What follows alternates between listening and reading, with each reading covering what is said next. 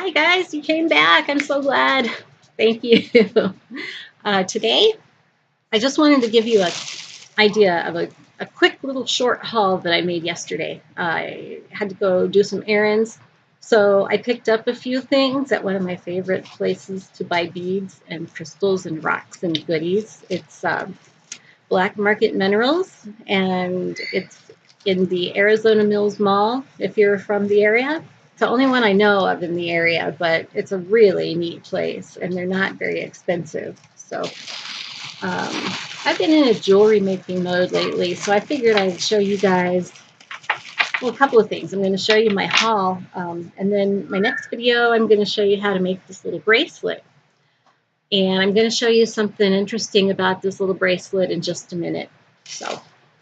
So one of the things that I bought, this is some sodalite. These are sodalite polished beads. They're just a gorgeous blue. A lot of times sodalite will have so much gray on it that you can't really see the beautiful hues of the blue.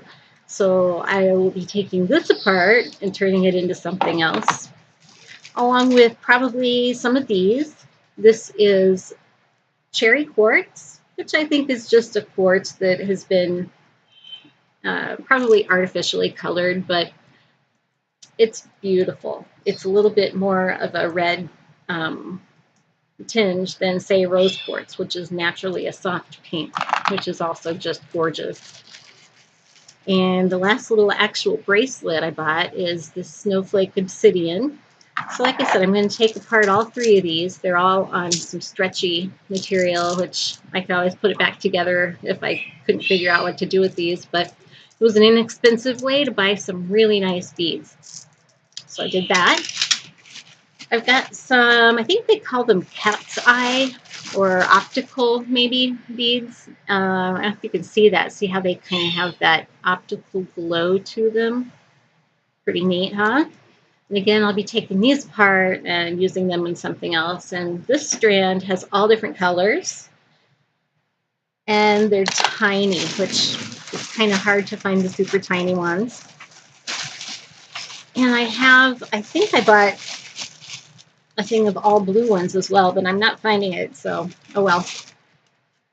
Another thing I found, one of my favorite, of course, man-made materials in beads is opalite. And I found these two strands. Opalite has got this beautiful opal-like milky sort of a color to it, milky-ish blue, and it's just one of my favorite. It reminds me of moonstone and opalite, or I mean moonstone and opal.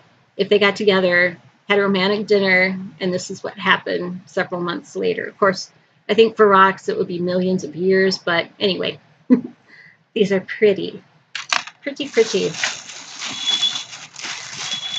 I also got a great big long strand of this dyed shell, and I've got a lot of this, so it's a nice kind of a sky blue curly shell that I'm going to do something with eventually.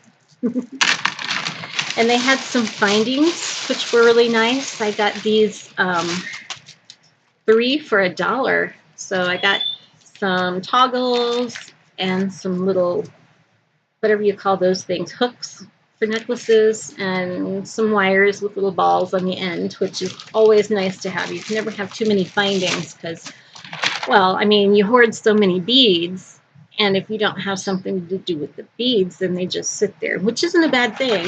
Trust me, sometimes I like to just go and look at all my beads. You see all those containers back there?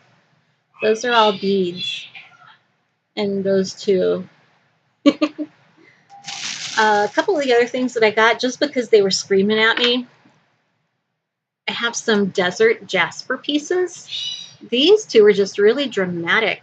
I mean, the color on them was just really bright. And so I'm going to see if I can get them smoothed by somebody who has the materials or the machinery to do that. See if I can get just those surfaces smoothed down and then make some jewelry out of them. And then this little guy is just going to stay like he is. He was in a bin of smoky quartz, and I know better. He is not a smoky quartz. I don't know what kind of a quartz he is, but he's so clear. He looks like glass. And there were some little rainbows in there. And he just needed to come home with me. So he did. And really, that's about it as far as my small haul. Okay, so this bracelet. Oops. Here's the thing. I love making bracelets, but what drives me nuts is trying to get them on. Sometimes if they're not the kind with the stretchy band on them. So I found something that works. This really works, you guys. Take a paper clip, bend it like that. Put one end, put one end into the loop. And this is the little clippy part. Put it around your wrist. And then you can kind of hold it together.